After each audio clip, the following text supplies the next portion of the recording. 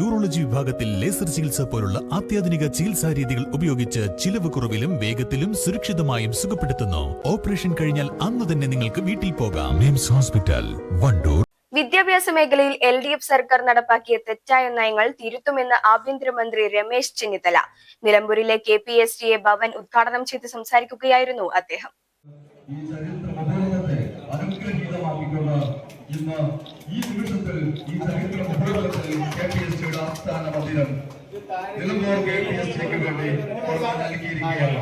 അതുപോലെ തന്നെ രാവിലെ പോലീസ് 300-ലധികം കോൺസ്റ്റബിൾമാരുടെ പാസിംഗ് ഔട്ട് പരേഡായിരുന്നു. അത് കഴിഞ്ഞാണ് പാലക്കാട് ജില്ലയിലെ പരിപാടികൾ ഉണ്ടായിരുന്നത്. ഏതായാലും ഈ വൈകിയ വേളയിലും ഇവിടെ സമ്മേളിച്ചിരിക്കുന്ന നിങ്ങൾ എല്ലാവരെയും ഞാൻ ആദ്യമായി അഭിവാദ്യം ചെയ്യുകയാണ്. KPSTA കേരളത്തിലെ ഏറ്റവും വലിയ അധ്യാപക സംഘടനയായി രൂപപ്പെട്ടു കഴിഞ്ഞിട്ടുണ്ട്.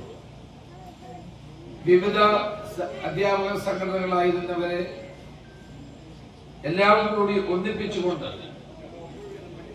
KPSTA എന്ന പ്രസ്ഥാനം ഉണ്ടാക്കിയത് ഞാൻ KPSC പ്രസിഡന്റായിരുന്ന കാലത്താണ്. GST, GSTO, PSTA, KMPT union എന്നീ സംഘടനകളെല്ലാം ഒന്നിപ്പിച്ചുകൊണ്ട് ഒരേ ഭരണഘടന ഉണ്ടാക്കി, ഒരു കൊടിയുണ്ടാക്കി, ഓഫീസുകളെല്ലാം സംയോജിപ്പിച്ച് കേരളത്തിലെ അധ്യാപകരുടെ ഏറ്റവും വലിയ പൊതു വേദിയാക്കി അന്ന് മാറ്റാൻ കഴിഞ്ഞു. ഇന്ന് ശ്രീ അരവിന്ദനാണ് ഇതിന്റെ പ്രസിഡന്റ്. അരവിന്ദന്റെ നേതൃത്വത്തിൽ പ്രസ്ഥാനം ഇന്ന് കൂടുതൽ ശക്തി പ്രാപിച്ചുകൊണ്ട് മുന്നോട്ട് പോകുന്ന കാലമാണ്. അതിനു മുമ്പ് നമ്മുടെ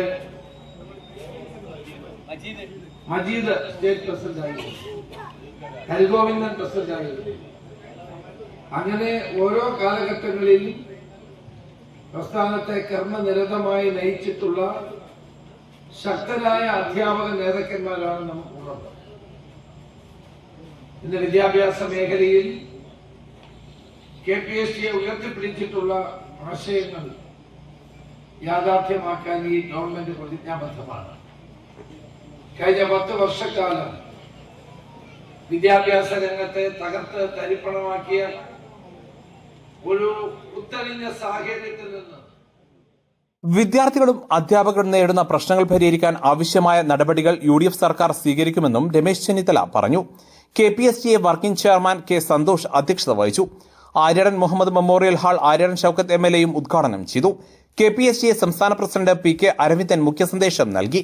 AIPTF ദേശീയ senior vice president P. Harigovindan, convener O. Sasidharan, നഗരസഭാ ചെയർപേഴ്സൺ പത്മിനി ഗോപിനാഥ്, സംസ്ഥാന general secretary V. Sunilkumar, Anilkumar Vattappara, CH Muhammad Iqbal, VA Kareem, NA Kareem, A. Gopinath, Paloli Mehaboob, VK Ajith Kumar, K. Abdul Majeed, V. Prasanth എന്നിവർ സംസാരിച്ചു. News bureau, Nilambur.